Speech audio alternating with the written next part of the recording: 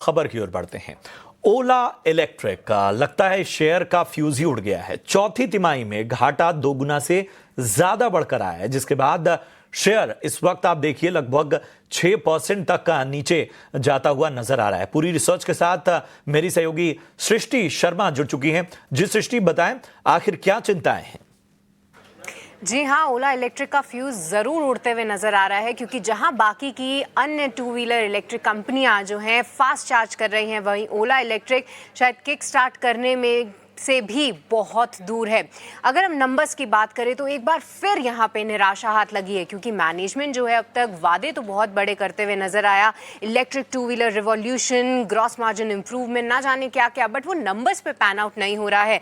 सबसे पहले आंकड़ों की बात करें, चौथी तिमाही में एक बार फिर से ना ही सिर्फ कंपनी ने घाटा दर्ज किया है, बल्कि लगातार ये चौथी तिमाही है जहां पर कंपनी ने अपना घाटा बढ़ाया है। आप देखें तो यहाँ पे बॉटम लाइन में 870 करोड़ अब जाकर कंपनी का घाटा पहुंच चुका है, और इसके पीछे की वजह भी साफ है। जैसा कि हम जानते हैं, एक समय पे ओला इलेक्ट्रिक टू व्हीलर मार्केट का दिग्गज हुआ करता था। 50% से भी ज्यादा का यहाँ पे मार्केट शेयर था, पर अब मई महीने की बात करें तो आधे से भी कम, मात्र 20% पर ओला इलेक्ट्रिक का मार्केट शेयर आता हुआ दिखा है। और इसके पीछे की वजहों से भी हम देखिए वाकिफ ही हैं। सर्विस में इश्यूज आए थे कंपनी के, कई सारे इन्होंने नए प्रोडक्ट लॉन्चेस किए थे, जिसको मार्केट से काफी निराशाजनक रिस्पॉन्स भी मिला था, और चलते चलते अब मार्केट शेयर में गिरावट तो जरूर हुई है, साथ ही इसका सीधा असर कंपनी के फाइनेंशियल परफॉर्मेंस पर भी है।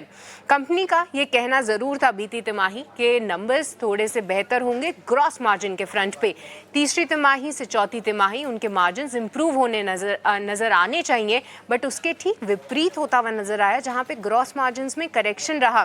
पर अब इन स्तरों से भी कंपनी के बड़े वादे हैं। आप देखिए चौथी तिमाही में जहां पर कंपनी के ग्रॉस मार्जिन्स आप देखेंगे कि लगभग 19% के आसपास है। अब एक तिमाही बाद यानी Q1 ऑफ FY26 तक ही कंपनी सोच रही है कि 28 से 30% तक होने चाहिए। रेवेन्यू में भी बढ़त की उम्मीद है, साथ ही ओवरऑल डिलीवरीज भी बढ़ती हुई नजर आनी चाहिए, बजाय इसके कि कंपनी का मार्केट शेयर लगातार कम ही होता हुआ दिख रहा है। तो ये तमाम फैक्टर्स जरूर है कि ओला इलेक्ट्रिक का फ्यूज क्यों उड़ा है, क्यों ये रिवर्स गियर में तेजी से पीछे हुए जाती दिख रही है, और फाइनेंशियल परफॉर्मेंस जो है और भी खराब ही होती हुई दिख रही है। और ब्रोकरेजेस का भी देखिए यही मानना है। नतीजों के बाद कोटक सिक्योरिटीज की जो रिपोर्ट आई है, यहाँ पर ना ही सिर्फ उन्होंने रेटिंग डाउनग्रेड की है, बिकवाली की राय अब इस पे दे रहे हैं, पर लक्ष्य 50 रुपए से घटा के मात्र 30 रुपए का दे दिया है, बजाय इसके कि स्टॉक अपने ऑल टाइम हाई लेवल से 70% तक गिर चुका है, अपनी लिस्टिंग प्राइस से 30% से ज्यादा का करेक्शन दिखा चुका है। और इसके बाद भी कोटक का मानना है कि 30 रुपए तक ओला इलेक्ट्रिक जा सकता है। तो ये तमाम फैक्टर्स जरूर है जहां पर ओला इलेक्ट्रिक का जो ब्रेक है कह लीजिए, वो भी फेल होता हुआ नजर आ रहा है। इलेक्ट्रिक के लिए चिंताएं लगातार बढ़ती हुई, ब्रोकरेज डाउनग्रेड कर रहे हैं, जो नतीजे और बाकी फ्रंट पे नंबर्स हैं वो कितने ज्यादा मुश्किलों भरे वाले हैं, ये सभी हमने आपके सामने रखा। शरण, मैं आपके पास आना चाहूंगा, हमें जरा बताइए, जो ईवी थीम है इस पे हमने लगातार फोकस किया है और बताया है आम निवेशकों को कि आखिर क्यों यहां पर जो संभावनाएं हैं वो पूरी तरह से अब कम होती नजर आ रही है। ओला पर राय दीजिए। तो ओला पे टेक्निकली तो प्रशांत जी काफी नेगेटिव है। अगर आपको याद होगा, आपके ही शो पे हम लोग ने आर्थर एनर्जी आईपीओ के बारे में भी डिस्कस किया था। तभी भी बोला था ये सेगमेंट पर्टिकुलरली न्यू प्लेयर्स में रिस्क काफी हाई है, ये लोग ओवर प्रॉमिस कर रहे हैं, अंडर डिलीवर कर रहे हैं।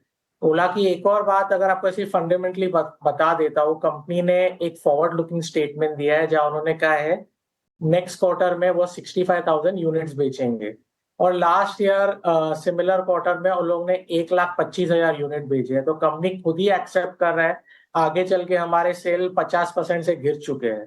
तो ये सारे नेगेटिव्स को लेते हुए तो स्टॉक काफी नेगेटिव है, ब्रोकरेजेस के डाउनग्रेड भी है। तो ओवरऑल अगर किसने निवेश किया भी है तो एक बार एक क्लियर एग्जिट सिग्नल आ रहा है, और 40-45 लेवल्स के नीचे अगर स्टॉक ट्रेड करने लगा तो काफी फास्ट आपको 35 और 30 के लेवल्स भी दिखा सकते हैं। तो ओवरऑल ये ना ही कि ओला इलेक्ट्रिक में भी आथर एनर्जी में भी काफी नेगेटिव व्यू है, वो भी काफी आईपीओ के लेवल से नीचे ही ट्रेड कर रहा है। और आज भी आप देखें तो करीबन स्टॉक अपने हाई से 2 से 3% करेक्ट हो चुका है। तो दोनों ही क्षेत्रों में से आप एक बार एग्जिट कीजिए, और बड़े प्लेयर्स में अगर आपको निवेश करना है, इलेक्ट्रिक थीम में ही रहना है, तो आप बजाज और टीवीएस को देख सकते हैं। तो ये है राय आपको मिलती हुई। ईवी से दूर रहिए और बड़े प्लेयर्स पर फोकस कीजिए। ओला और एथर जैसे स्टॉक से दूर रहने भलाई है, यहां से एग्जिट करने की सलाह। चलिए यहां रुकेंगे एक छोटे से